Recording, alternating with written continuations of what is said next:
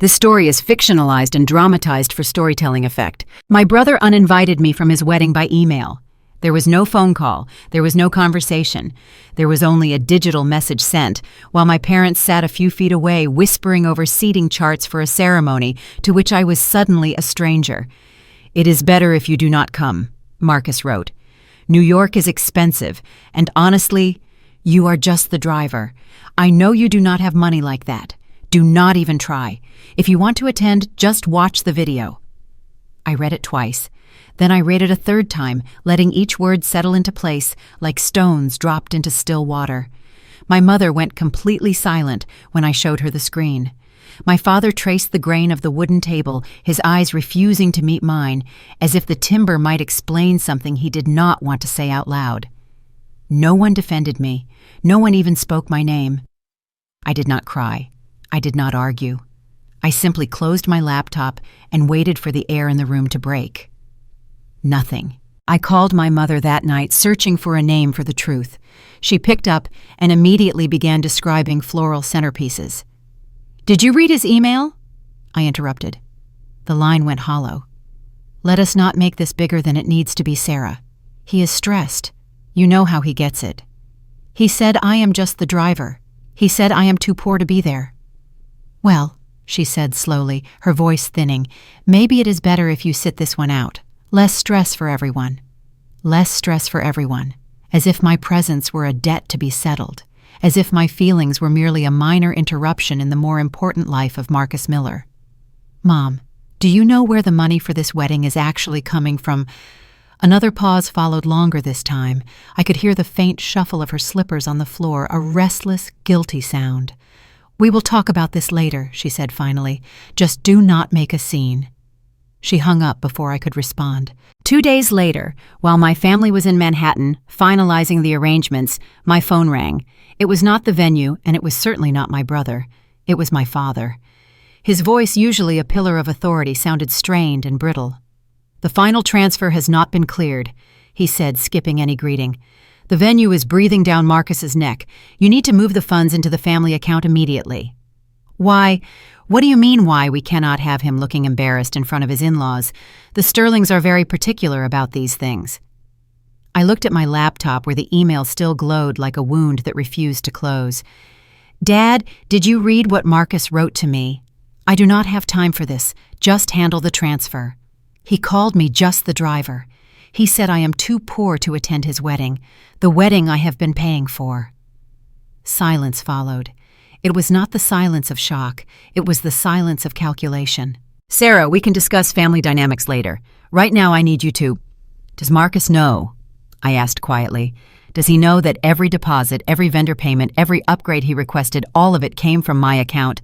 My father cleared his throat, a dry, uncomfortable sound. "He knows it is family money." "It is not family money. It is my money, from my business, the one you call those delivery things." "Sarah, does he know Dad?" The silence stretched so long I thought the connection had failed. "He does not need to know the details," my father finally said. "What matters is that the family supports each other." I almost laughed. The family supports each other. Except the support only ever flowed in one direction out of my accounts and into their illusions, while I remained invisible. Growing up, Marcus was the investment. He was sent to prestigious schools while I stayed behind to hold the household together. When he moved to New York to work in finance, our parents spoke of him as if he had already conquered the world.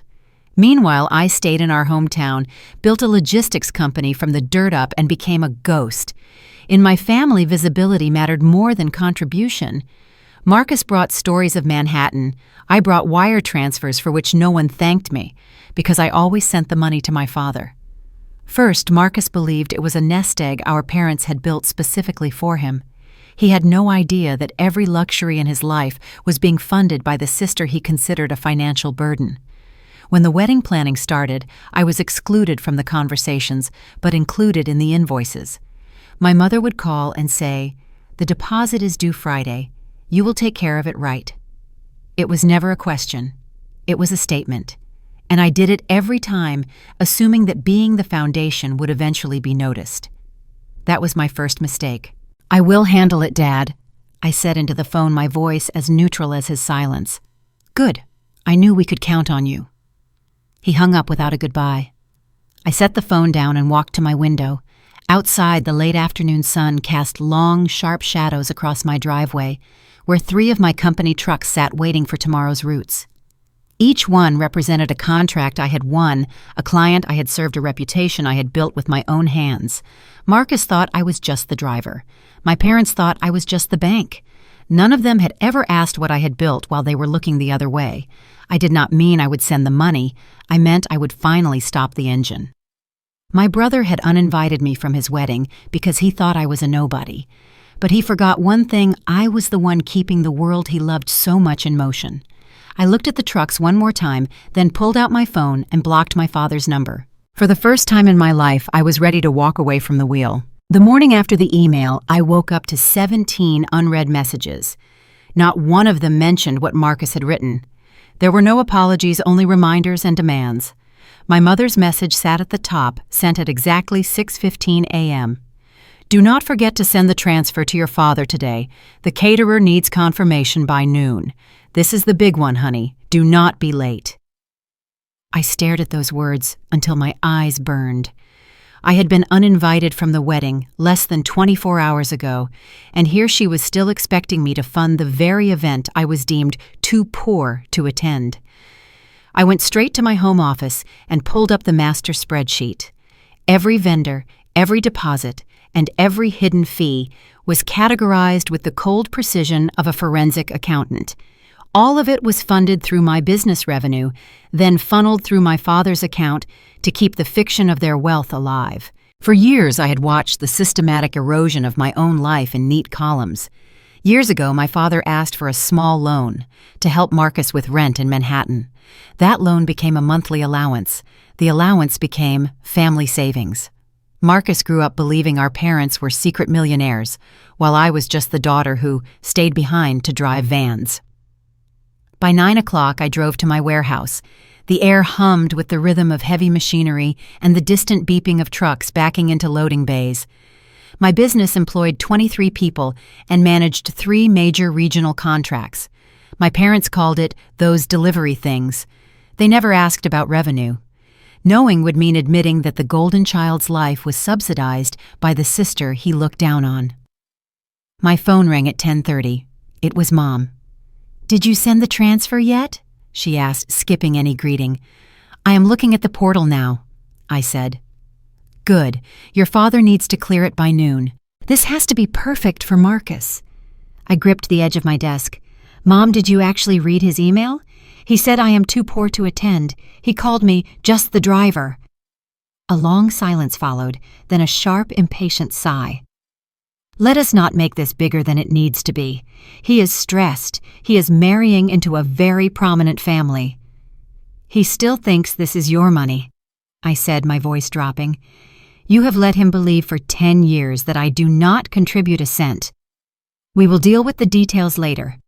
Her tone sharpened into an order. "Just send the transfer. Your brother is counting on us." Counting on us. Not on me. She still could not say the words. I understood then. They did not defend me because defending me meant exposing themselves. If they told Marcus I was paying for his life, they would have to admit they were broke. They chose his ego over my dignity. At 11:15, a crisis hit the floor.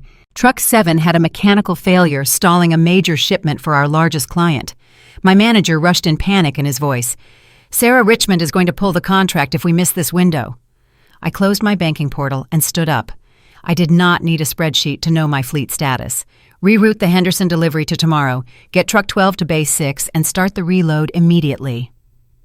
I ordered, my voice calm, as the chaos swirled around me. "I will handle the client personally. Move." For the next 45 minutes, I coordinated the recovery. While others saw a crisis, I saw a puzzle. By noon, the replacement shipment was on the road. Crisis solved. That is what I do. I solve problems while others create them. As I walked back to my office, a text from my father appeared. "The venue is asking for the final balance. Move the funds now. Do not make this difficult. We are waiting." I sat down and looked at the clock. 12:10 p.m. The deadline had passed. I opened my banking app and stared at the pending transfer, the final payment for catering flowers and luxury lighting. This was the one that would make the lie complete. My father was counting on the daughter he considered mediocre to protect the pride of the son who considered her a hired hand. I did not cancel the transfer. I did not send it either. I simply logged out, closed the laptop, and turned off my office lights. I stood in the doorway and watched my trucks pull out into the afternoon sun, each one a contract I had won, a reputation I had built. They thought the engine would run forever. I walked to my car, drove home, and when my phone started ringing, I placed it face down on the kitchen counter. For the first time in 6 months, I let it ring. 3 days after the email, an automated reminder appeared in my inbox. The final balance for Riverside events was due within 48 hours. The amount glowed on my screen, $47,000. 10 minutes later, my mother's text arrived like clockwork. Make sure the transfer goes through today. Marcus says the venue coordinator is being very firm. No glitches. No mention of the email, no apology, just another instruction. I didn't reply. Instead, I did something I had never done in the 6 months since this wedding circus began. I opened my accounting software and ran a full payment history report. The numbers told a story of systematic exploitation. First, the Essentials venue deposit catering installments and the bridal suite upgrade. Then came what I called the vanity list, where logic ended and entitlement began. There were lighting adjustments because Marcus felt the standard package was too provincial for his New York associates. There were rare orchids because the bride's mother preferred them over the lilies I had already funded. There was a cinematic drone package to capture a ceremony I would only see through a screen. The total $127,000. It was money that could have bought 3 new trucks for my fleet. It was money that could have funded the county expansion I'd been forced to delay.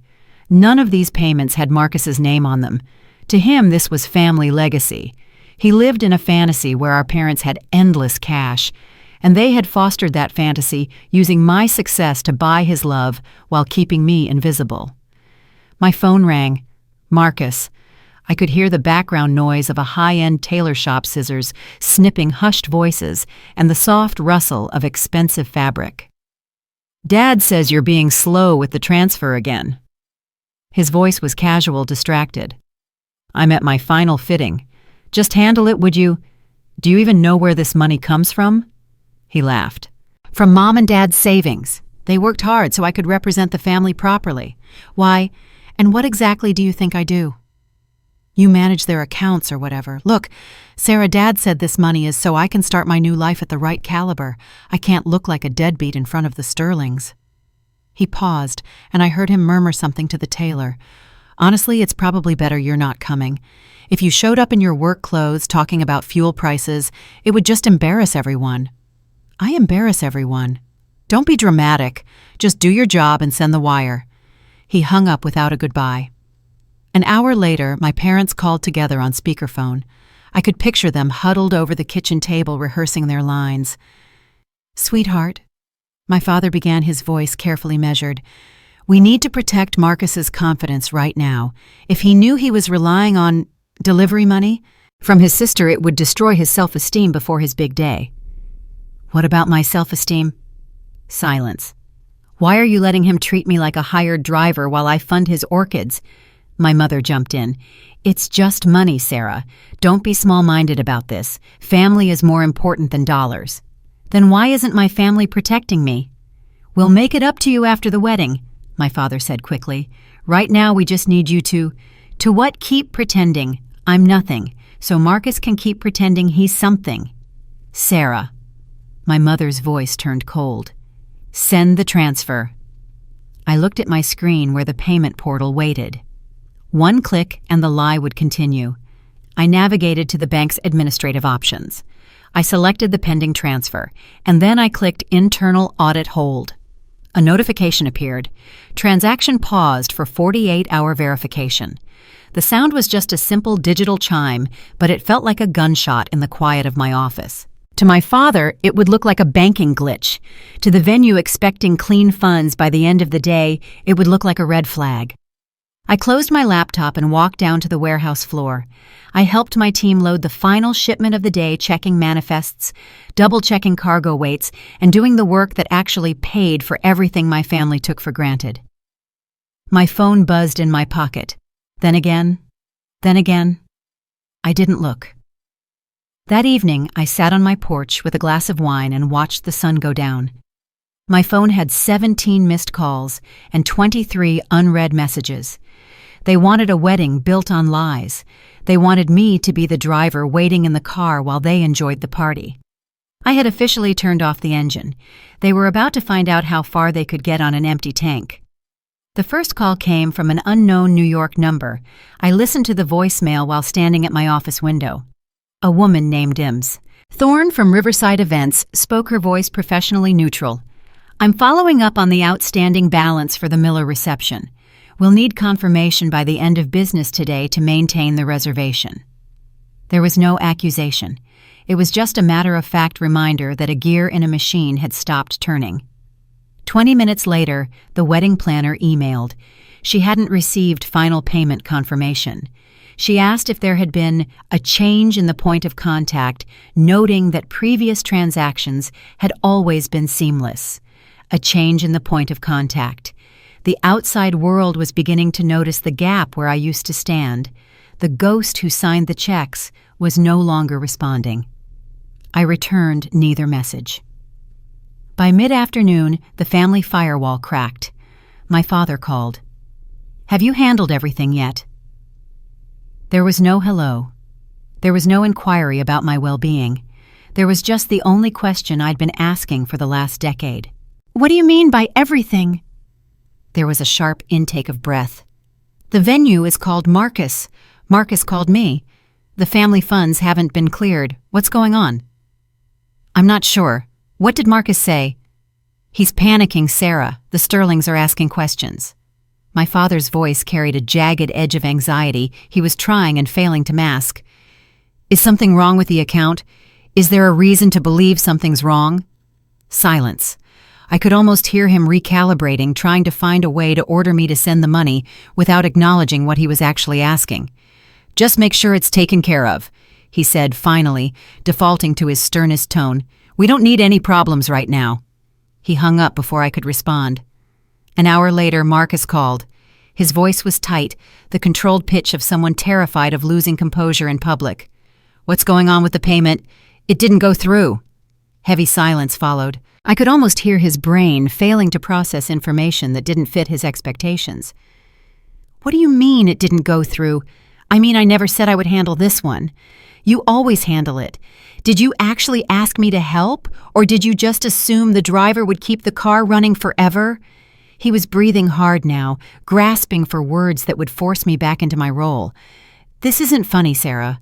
"I'm not laughing." "You're making me look bad." "No, I'm simply not covering for you anymore." "What the hell is that supposed to?" "It means exactly what it sounds like, Marcus. You uninvited me from your wedding because you thought I was too poor to attend. You called me just the driver. And now you're calling to ask why the driver isn't paying for your party. That email wasn't, I didn't mean, you meant every word, and I heard you." The line went dead. The rest of the afternoon passed in strange silence. There were no messages from my mother. There was no follow-up from my father. I knew what was happening. They were regrouping, having frantic conversations about me without me trying to figure out how to fix the problem I had become. They were searching for another way to fund the lie, only to find every path led back to the sister they had dismissed. That evening, the final blow landed. An email from venue management arrived addressed to my parents and CC'd to Marcus and me. The final balance for the Miller Sterling reception remains outstanding. Payment must be received within 48 hours to avoid cancellation of services. Please advise who will be responsible for this payment going forward. The email did what no phone call had accomplished. It made the situation visible to people outside the family. It created a paper trail. It asked a question that could no longer be dodged or lied about in private. Who will be responsible? I watched the receipts appear one by one. Marcus, my mother, my father. All of them were reading the same cold, hard facts. All of them realized that the invisible hand holding their world together had finally let go. My phone buzzed with a text from Marcus. "We need to talk." I read it. I didn't respond. For the first time in my life, my silence wasn't being ignored. It was the entire problem. The next evening, my phone rang. It was my mother, but she didn't call the way she usually did, rapid, impatient, already mid-thought by the time I answered. This time she let it ring. Once, twice, 3 times. As if she wasn't sure I would pick up. As if she wasn't sure which version of me would answer. I let it ring a 4th time before pressing the button. "Hello, Mom.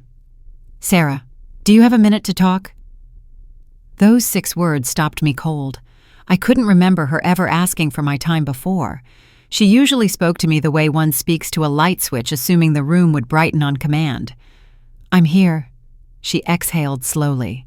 It was not the irritated sigh of a woman burdened by my presence, but something heavier. Defeat. "Things have gotten complicated." A pause. "The venue is being difficult. The planner keeps asking questions. Marcus is overwhelmed."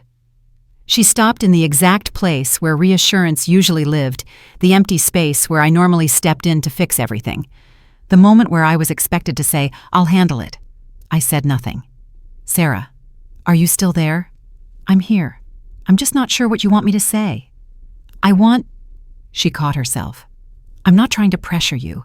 I need to understand what's happening. What's happening is that I'm stepping back. Stepping back from everything. The payments, the planning, the silent role everyone assigned me without ever asking if I agreed to it." A long pause followed. I could hear her weighing her words, trying to shape them into something that would move me without giving too much away. "If you're not involved," she said carefully, "things are much harder than I expected." I let that admission sit between us. It wasn't an apology. It wasn't even full recognition of my worth. But it was the closest she had ever come to admitting I mattered. "The difficulty isn't my fault, Mom. I'm not blaming you. But you're also not saying it isn't my fault." Silence. She was walking that familiar tightrope, trying to keep the wedding intact, without making anyone accountable for the invisible strings that had been holding it together. "We'll talk more later," she said finally. "Just think about it." She hung up before I could respond. Later that night, Marcus called. His voice was different, quieter. The arrogant confidence that usually coded every sentence was missing, as if he'd set it down somewhere in Manhattan and couldn't find it. "Can we talk? We're talking now. I mean, really talk, about what's happening." I waited for him to find the courage to say it. "I need your help," he said finally.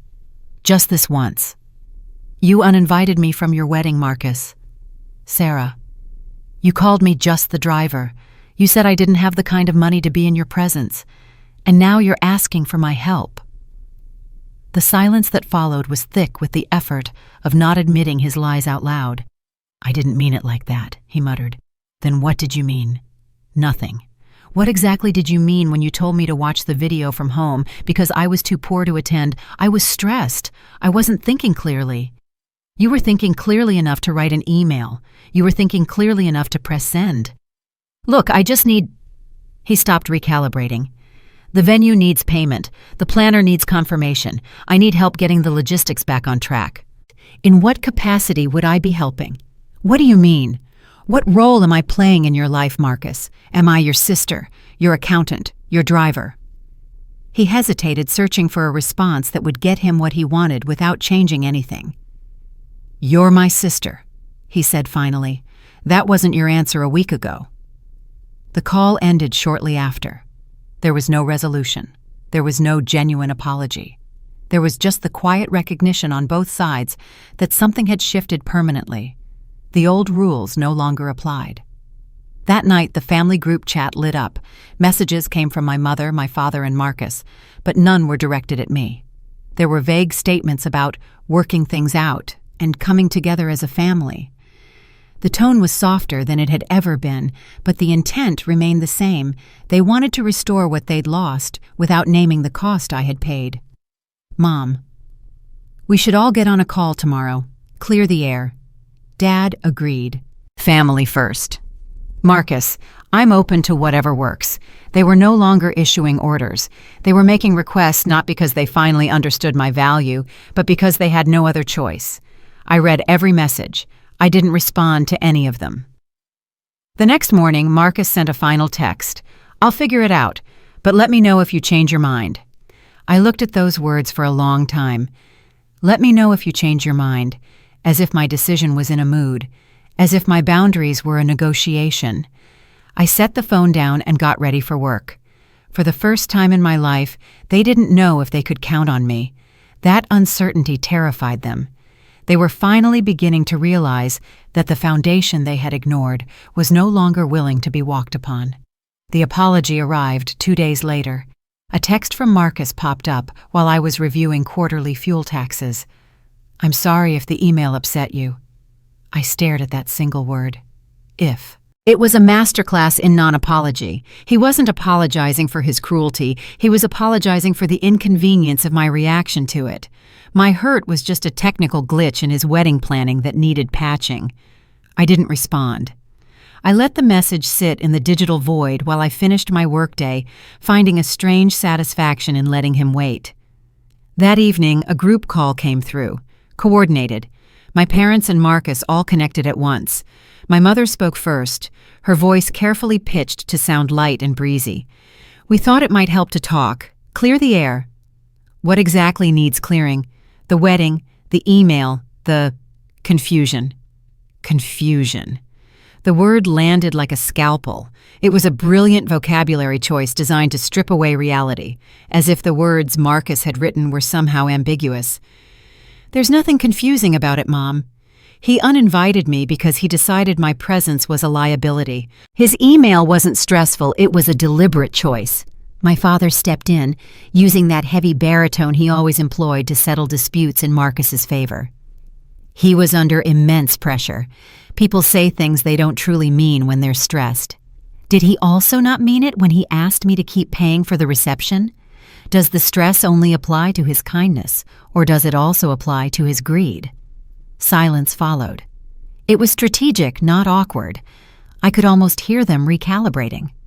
Marcus broke first, sounding more irritated than chastened. I already apologized.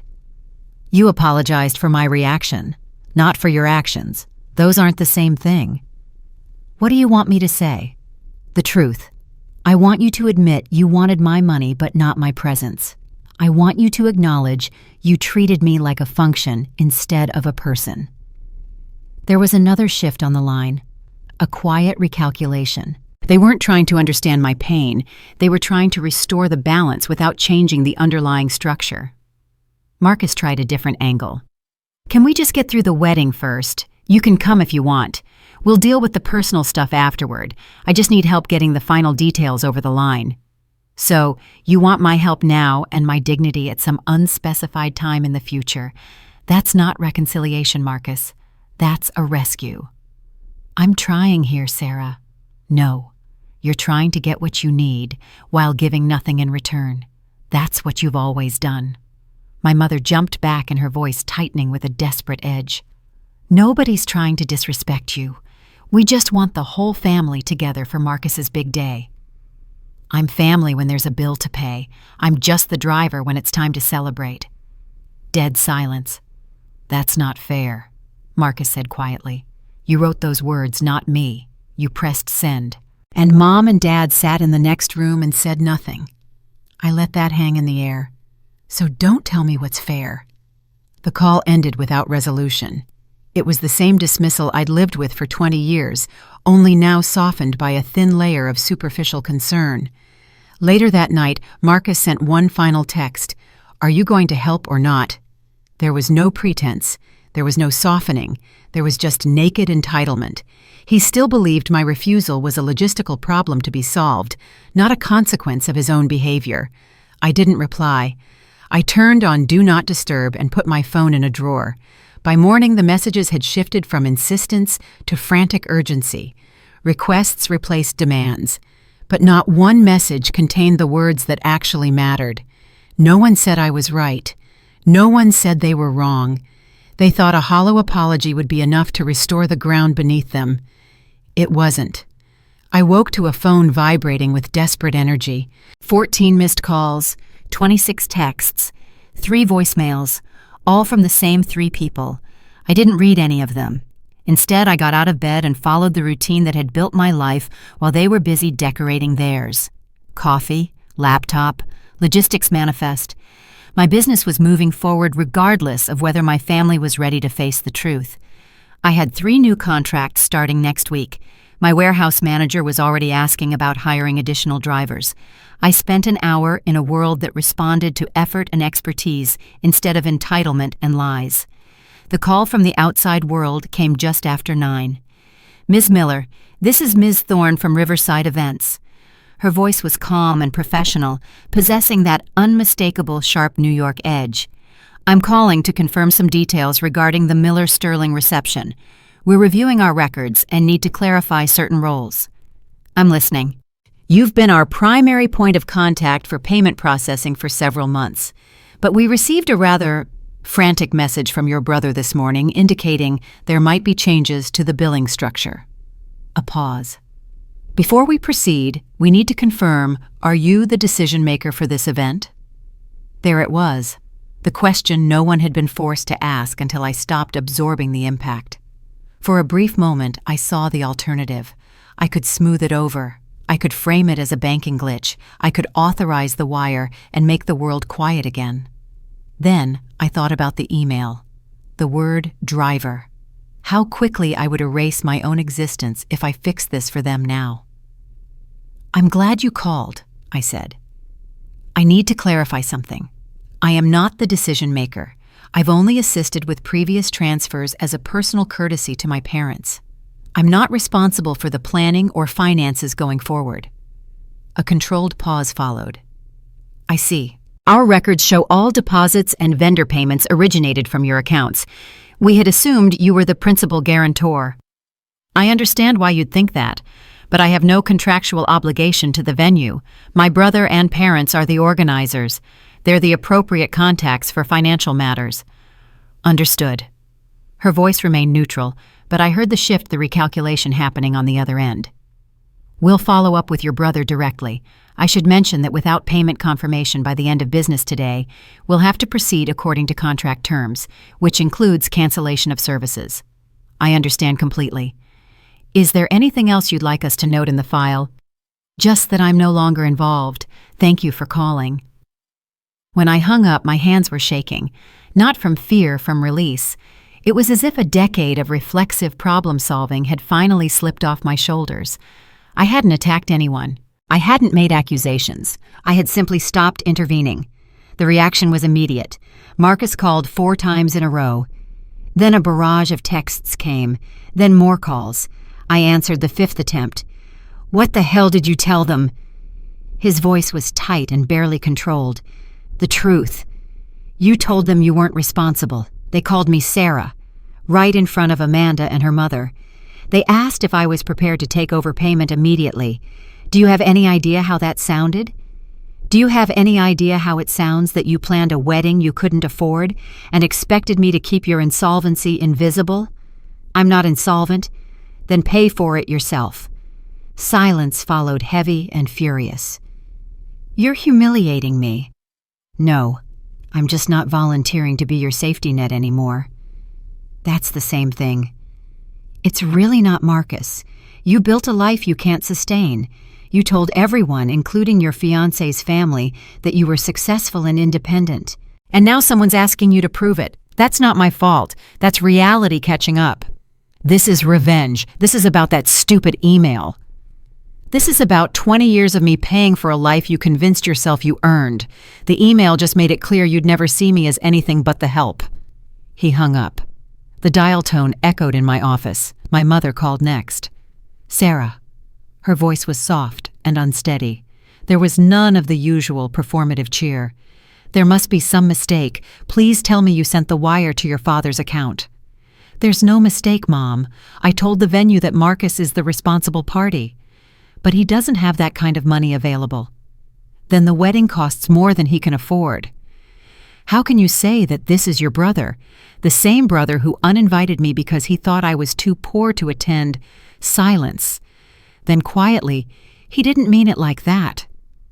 You keep saying that, but no one ever explains what he did mean, because there's no version of that email that isn't exactly what it looks like. She started to cry, the soft, manipulative tears I'd heard 100 times before. You're destroying this family. No, Mom, I'm just not holding it together anymore. There's a difference. I hung up before she could respond. My father didn't call. He sent a single text. I expected better from you. Fix this. I looked at the message, then out the window where my trucks were loading on schedule. In my world, work continued because accountability existed. I didn't reply. By noon, the administrative hold expired. I didn't cancel the transfer. I didn't push it through either. I simply let the system run its course. That evening, a formal email arrived, CC'd to everyone involved. Riverside Events has updated billing records for the Miller-Sterling reception. Marcus Miller is now listed as the sole responsible party. The attached invoice requires confirmation within 24 hours. Co-signers have been notified. The co-signers now included the Sterling family. I saved the email and closed my laptop. I hadn't yelled. I hadn't tried to explain myself to people who'd spent 20 years refusing to listen. I had simply stopped managing a lie that benefited everyone except me. That night I sat on my porch as the sun went down. My phone buzzed somewhere inside the house, but the sound felt distant, unimportant. For the first time in my life, I wasn't waiting for consequences. I had already accepted them. I was no longer the driver. I had stepped out of the car. Whatever happened to the passengers was no longer mine to absorb. A few days after the venue fallout, a message appeared outside the chaos of the family group chat. Private, just from my mother. Can we talk, just the two of us? I'm worried about you. I stared at the screen for a long time. Even after everything, after the years of being overlooked, after the email, after the humiliation, there was still a small, stubborn part of me that craved a mother who would choose me. I agreed to the call. Her voice was softer than I'd heard in weeks. Gone was the sharp, demanding tone of the wedding coordinator. In its place was something gentler, the voice she usually reserved for comforting Marcus. How are you really doing, sweetheart? She spent 10 minutes asking about my life. Small things, tender things. When did I last take a day off? Was I eating properly? How was the business handling the expansion? For a brief window, it felt like she was finally seeing me, not as a source of funds, not as a logistical solution, as her daughter. Then carefully she broached the subject. Things have been so hard between you and Marcus. It breaks my heart to watch. It doesn't have to be this way, Mom. I know. A pause. I understand how you feel. Maybe more than I've let on. Marcus can be blind sometimes. He gets so focused on the horizon that he forgets to look at who's walking beside him. Something flickered in my chest. Hope. Fragile and unfamiliar. I just want him to see me as a person, I said quietly. I don't want him to fail. I never wanted that. I've spent so many years holding everything together, and no one ever noticed. No one ever said thank you. I hear you, Sarah. I really do. It felt like I was invisible, like I was only real when there was a bill to pay. That must have been so lonely. I felt my throat tighten. It was. She listened. She made soft sounds of understanding. And for the first time in 20 years, I let my guard down completely. I told her everything. The years of feeling erased the exhaustion of being the foundation. No one acknowledged the pain of watching them celebrate Marcus while I sat invisible at the end of the table. I'll talk to him, she promised. I'll help him understand. He needs to know how much he's hurt you. I went to bed that night, feeling something I hadn't felt in years understood. The next afternoon, my phone rang. Marcus. I answered, expecting a humble brother, an olive branch, maybe even an apology. Instead, his voice hit me like ice water. Mom told me you're feeling used. I froze. She said you've been keeping some kind of mental tally of everything you've ever done for the family, that you're throwing it in our faces because you're stressed about your business." He laughed, a cold, dismissive sound. "Are you seriously that petty?" The betrayal landed like a blade between my ribs. "That's not what I said. She told me you're fragile right now, that I should be patient with you because you're not yourself." His tone turned condescending. "Look, if you need a plaque or a trophy to feel appreciated, I'll buy you one after the wedding. But can you please stop the drama so I can get through this week?" I couldn't speak. My mother hadn't gone to him to defend me. She had gone to report on my emotional state, repackaging my legitimate pain as a breakdown. She had used my truth to make him feel like the bigger person for tolerating his difficult sister. "I'm not stressed, Marcus, and I meant every word I said." "Sure you did." He hung up. I sat in the silence of my office for a long time. I didn't feel like a victim. I felt like a fool. I had handed the keys to my heart to the person who had spent 20 years ignoring me, and I was surprised when she handed them to the person who had spent 20 years stepping on it. My mother hadn't betrayed me out of malice. She had betrayed me out of convenience. To her, my pain was just a variable to be managed, a problem to be neutralized so the wedding could stay on track. That evening, the family group chat came alive. "Dad, we'll handle the remaining logistics. Sarah needs time to decompress." Marcus agreed. "We don't need any more interruptions." "Mom, let's just focus on the wedding. She'll come around." They were talking about me in the third person, as if I were a ghost, a problem they had successfully managed by convincing themselves I was simply unwell. I looked at the button to leave the group. In the past, the idea would have terrified me, a final severance of the only connection I had. But as I watched them erase my personhood in real time, I realized I wasn't leaving a family. I was leaving a cage. I pressed the button. Within minutes, the private messages started. "Mom, why did you leave? We were just getting things settled." "Dad, this is immature, Sarah. Get back in the chat." Marcus still with the theatrics. I didn't respond to any of them. Leaving wasn't a play for attention. It was self-preservation. The only way to stop being betrayed was to stop being available for the betrayal. I set my phone on this counter and walked out to my porch. The evening was quiet, still. For the first time in my life, the silence didn't feel like something I was obligated to fill. It felt like freedom. The days that followed were strangely quiet. There was no barrage of messages. There were no desperate phone calls. There was just a thick, unfamiliar silence stretching across the distance between me and my family. I went back to work with renewed intensity. 3 new contracts, 2 driver interviews, a meeting with the county planning board about expanding our routes. I reminded myself every hour that my life existed far beyond the narrow boundaries of their expectations. Then one morning, an email appeared that changed everything.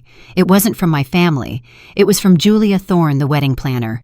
"Ms. Miller, I wanted to reach out directly because there seems to be some confusion regarding payment coordination for the upcoming event. Our records indicate you've been handling transfers, but recent communications with your brother and father suggest a lack of clarity about roles. Before we proceed or before the venue takes further action, I'd like to understand your actual involvement in this process. Would you be available for a brief call?" It was a direct question, honest, no assumptions.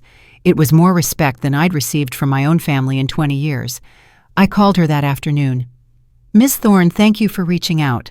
I appreciate you asking me directly instead of making assumptions.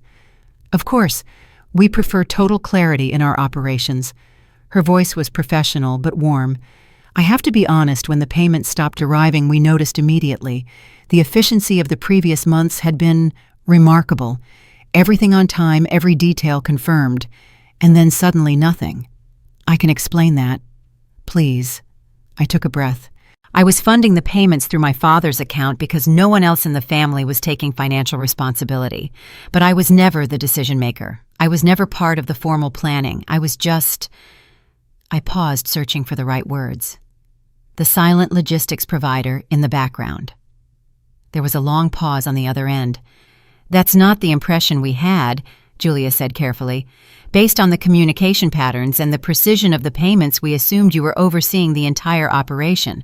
The vendors all assumed the same." I understand why you would think that. Ms. Miller, can I be candid with you? Please. When your involvement stopped, the difference was immediate and obvious. Deadlines started slipping.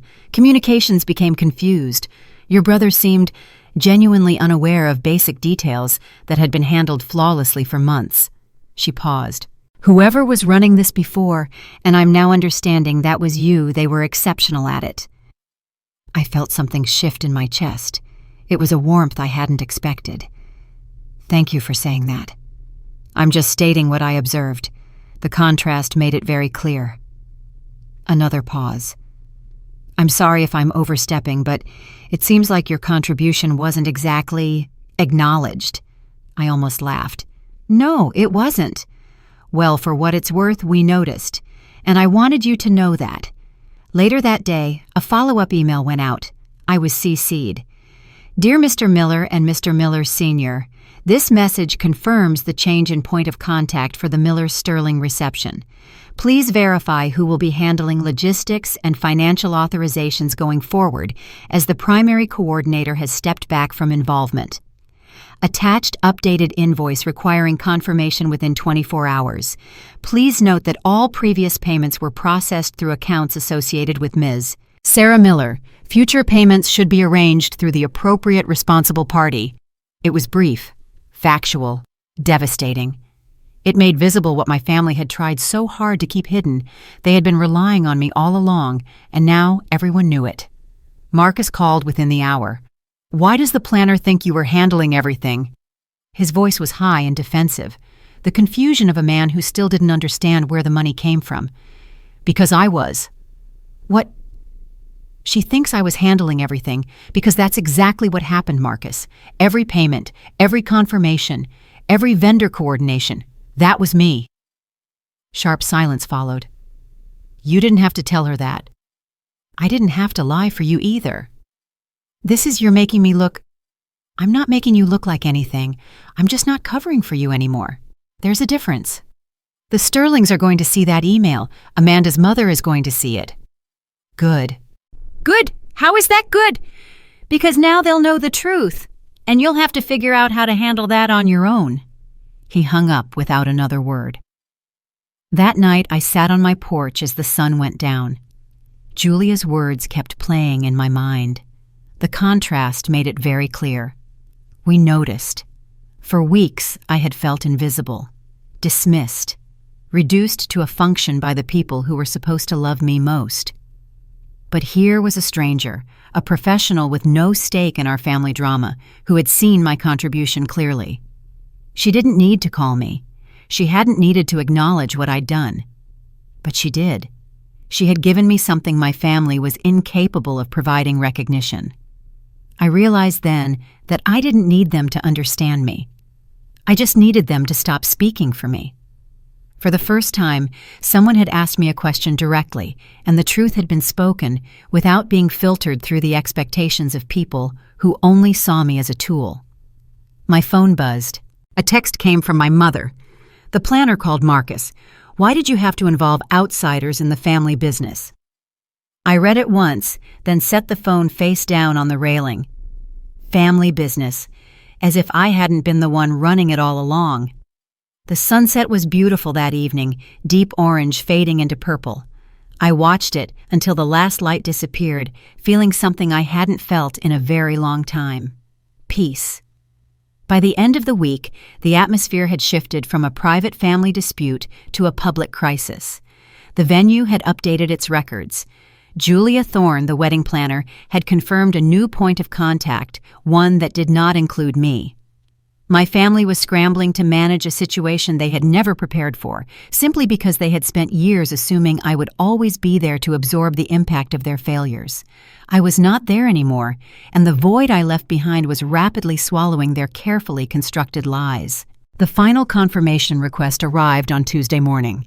It was a formal email from Riverside Events sent to every party involved Marcus, my parents, his fiancée Amanda, and for the first time, her parents, Richard and Catherine Sterling. This is a final notice regarding the Miller-Sterling reception, the email read. The outstanding balance of $47,000 must be received within 48 hours to maintain the reservation. We require formal confirmation of the responsible party and valid payment authorization. Failure to comply will result in immediate cancellation of all services. I read it twice. I knew exactly what my family was expecting. They were waiting for me to see the sterling names on that carbon copy line and panic. They expected me to rush in, save them one last time, and prevent a public scandal at any cost. Instead, I opened my laptop and logged into my accounting software. I pulled up the transaction history from the past 18 months. It was not just a list of numbers. It was a roadmap of my brother's entitlement. I watched the progression of his greed unfold in neat columns. There were the essential venue deposits and catering installments from the early spring, but those were quickly overshadowed by what I called the vanity invoices. I saw the thousands of dollars spent on cinematic drone packages, the lighting upgrades Marcus insisted were necessary for his image, and the rare orchids Amanda's mother preferred. Each line represented a piece of my hard-earned revenue funneled through my father's account to keep the fiction of their wealth alive.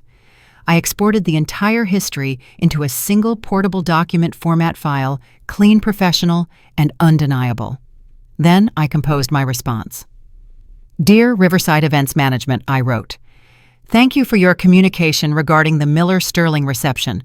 I am writing to formally confirm that I am no longer involved in the financial coordination of this event. All previous payments were made by me as a personal courtesy to my family and do not represent an ongoing contractual commitment. I continued making the situation crystal clear. For your records, I have attached a complete payment history documenting every transfer I made from my business account, Miller Logistics Limited Liability Company, to my father's personal account, which were then forwarded to your venue and associated vendors. This documentation includes dates, amounts, and purposes for each transaction. Please direct all future inquiries and invoices to the primary event organizers, Marcus Miller and Robert Miller. I read the draft 3 times, attached the audit file, and pressed send. Within an hour, my phone began vibrating so violently it nearly slid off my desk. Mom, Dad, Marcus. They were calling in desperate overlapping sequences. I did not answer. Instead, I opened my email tracking software and watched the read receipts flicker to life like a row of falling dominoes. Marcus opened it first, followed by my father 5 minutes later. Then the real impact landed. Julia Thorne opened it, and within seconds, both Richard and Catherine Sterling had accessed the attachment. The digital silence that followed was heavier than any phone call. I imagined the scene in New York Amanda showing her parents the email, the confusion in their eyes, and the sudden sharp realization. Who is Sarah? Why was the driver paying for the entire wedding? And Marcus standing there in the middle of a lie he could no longer sustain, unable to explain why his sister was the primary guarantor of his lifestyle. The questions began flowing immediately. My phone buzzed with a text from Julia Thorne. Just received your documentation. This is comprehensive. Thank you for the clarity, Ms. Miller. We will be in touch with your brother directly. Then a call came through on my office line. I answered without checking the identification. It was my mother. Her voice was barely above a whisper, cracked with horror and shame. "What have you done?" she asked. I clarified my role, Mom. "You embarrassed Marcus in front of the Sterlings, in front of Amanda's parents. Do you understand what you have done to this family?" "I stopped hiding his dependence on me," I replied, my voice steady. "That is all. I stopped being the invisible bank for a life he claimed he built himself." "That document? Everyone saw it. Everyone knows now." "Knows what, Mom? That I paid for everything, that I built the wedding he told me I was too poor to attend." I gripped the phone tighter. The truth is only embarrassing when it reveals a lie you did not want anyone to see.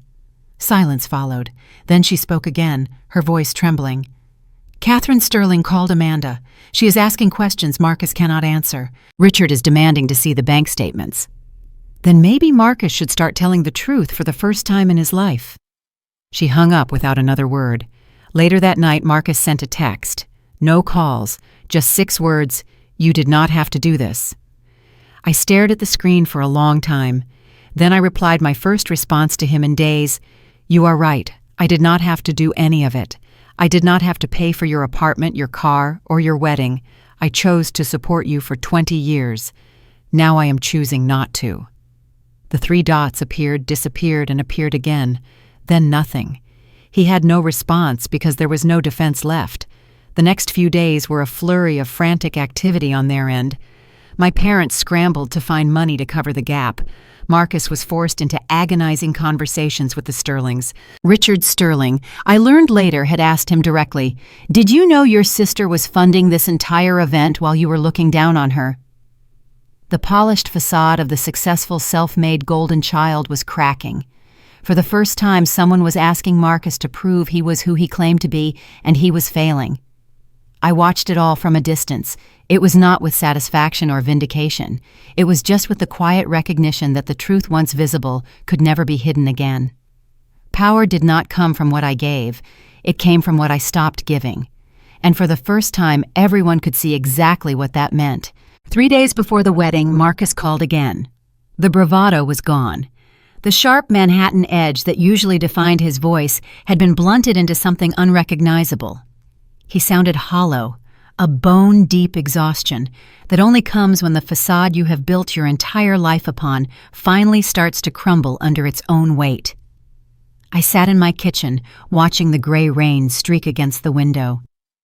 On my laptop, the payroll for my drivers was open. 23 families depended on me to keep the wheels turning. I let the silence stretch until it became an interrogation. "Sarah," he said, his voice cracking on my name. "The venue just flagged the wire. They are talking about a breach of contract." I said nothing. I did not give him the "what happened" he was fishing for. I know I handled things poorly. The email was a mistake. I was under immense pressure from the Sterlings, and I took it out on the one person who has always been there. He paused, a shaky breath hitching in his throat. "I am sorry. I am truly sorry." I listened past the words, looking for the pivot. In my world, apologies, without a change in behavior, are just marketing. It did not take long. "I need you to bridge this, Sarah. Not because I deserve it, I know I do not. But the final walkthrough is tomorrow morning, and if the balance is not cleared, Amanda's father is going to see the cancellation notice. He is already asking why the family trust is suddenly frozen." For a split second, a ghost of the old me stirred. The sister who lived to be the savior. The one who found her worth in being the only person who could fix the unfixable. I almost felt sorry for him. Almost. "What exactly do you want from me, Marcus?" "Just authorize the final transfer. One last time. I will make it right the moment the honeymoon is over, I swear. I will make it right." "How?" I interrupted. "You are looking for a line of credit, not a reconciliation. You do not have a plan for my dignity, Marcus. You never did. You do not want a sister. You want a bailout that keeps your lie alive. That is not... You want the fire out, and I am the only one holding the water. That is the only reason you are calling." His voice dropped to a whisper, stripped of all artifice. "Please, Sarah, just this once. My future is on the line." It is never just once. It is every invoice, every crisis, every moment you need someone to carry the weight while you take the credit. I have been the foundation for 20 years, and you never once asked if I was okay with the pressure. You only noticed the floor when it started giving way under your feet. "I did not realize how much you were doing," he muttered, "because you never looked. You did not want to see the cost as long as the service was free." The line clicked. 2 more breaths joined the call, my mother's anxious, shallow inhalation and my father's heavy, authoritative baritone. They were huddled together in some plush New York hotel suite, finally realizing that the person who made their world look easy had walked away. "Sarah," my mother pleaded, "please, for the sake of the family. The Sterlings are arriving for dinner in 3 hours." "Which family, Mom? The one that uninvited me because I was an embarrassment? Or the one that decided my value was 0 until the check bounced?" "Sarah," my father's voice, cut in sharp and transactional. "Name your terms. What is it going to take to make this go away?" He was not offering empathy. He was calculating the cost of my compliance, trying to buy my silence like he had bought everything else with my money. I want the truth acknowledged, I said, out loud, in front of the people you are so afraid of. What does that mean? It means I want Marcus to tell Amanda and her parents exactly who has been funding his life. I want the guests to know why I am not at that table. I want the lie to end. If I am the one paying for the stage, I am done being hidden behind the curtain. The silence that followed was absolute. I could almost hear the New York traffic through their window, a world moving on, while theirs stood still on a dead phone line. I cannot do that, Marcus whispered. It would destroy everything I have built with them. They would look at me like a fraud. Then you built a house on San Marcos. That is not my problem to solve. Sarah, you are being unreasonable, my mother cried. We can sit down and talk about roles after the wedding. Just do not do this now. We have been a family for 32 years, Mom. When exactly was the after supposed to start? My father tried one last time, his voice hardening. Are you really willing to burn your brother's future over your pride? It is not pride, Dad. It is a boundary. And yes, I am willing to let him face the consequences of his own choices. I am done being the safety net for a family that does not even want to admit I exist. There was nothing left to try, no more levers to pull. I had outgrown the role they assigned me, and they had no idea how to handle a version of me that did not break. I am going to hang up now, I said quietly. I hope the wedding goes well. I hope you find a way to explain the glitch to the Sterlings. And I hope someday you understand that you did not lose a driver. You lost the only person who actually had your back. Sarah, wait. I ended the call. The rain had stopped. The kitchen was silent save for the hum of the refrigerator. I sat there for a long time feeling the strange light sensation of a weight finally being set down. They wanted mercy, but they did not want to grant me my reality. They wanted me to be the bigger person so they could continue being the smaller ones. I finally understood that power was not about vengeance. It was the simple, quiet ability to say no and the courage to mean it. Mercy that requires the burial of the truth is not mercy. It is just more silence. And I was finally done being quiet. The wedding happened, and I was not there. I witnessed the aftermath through the cold lens of social media fragmented posts and secondhand whispers from distant relatives. The grand ballroom at the riverside had been traded for a cramped venue where the elegance Marcus had promised looked like a thin coat of paint over a crumbling wall. It was an event held together by the visible strain of a man whose facade had finally shattered. Marcus managed to save the day, but the price was total surrender. To avoid a public cancellation, he had been forced to beg the Sterling family for a loan. They provided the funds to preserve their daughter's reputation, but the money arrived with heavy permanent chains. 2 weeks later, a cousin sent me a screenshot of a private update. Marcus was moving. The Manhattan loft was gone, replaced by a nondescript 2-bedroom apartment in a borough far from the prestige he craved. The finance whiz who once scoffed at my logistics business was now required to submit a monthly financial report to Richard Sterling. I imagined him sitting at a small kitchen table, proving his worthiness cent by cent to a father-in-law who looked at him with undisguised disappointment. He had traded my invisible support for a life under a microscope. He was no longer the golden child. He was a managed liability. In the months that followed, the ripples of my absence turned into a permanent tide. I noticed the strange, empty space in family photos and the quiet hesitation of relatives who no longer knew my name. I did not offer explanations. I did not need to. The truth has a unique way of emerging through the cracks of a broken home. 6 months later, my phone buzzed with a call I had not expected. It was my father. His voice, once a pillar of authority, now sounded thin and brittle. "Sarah," he said, the words cracking, "your mother and I, things have been tight. With Marcus needing help to remain afloat, we have dipped into our own retirement more than we planned." I waited the silence on my end, a solid, immovable wall. "We were wondering," he continued, "if you could see your way to a short-term loan. Just $20,000. To bridge the gap. We are family, Sarah. We should be able to rely on each other." Family relies on each other, Dad, I said, my voice level. But I am just the driver. Remember, I do not have money like that. You should probably ask Marcus. He is the one in finance. Sarah, please do not be like this. I am being exactly who you told me I was, I replied. I did not wait for his excuse. I ended the call and blocked his number, then my mother's. It was not an act of revenge. It was the final closing of a door. That afternoon, I stood in the yard of my new headquarters. My logistics business had not just grown, it had soared.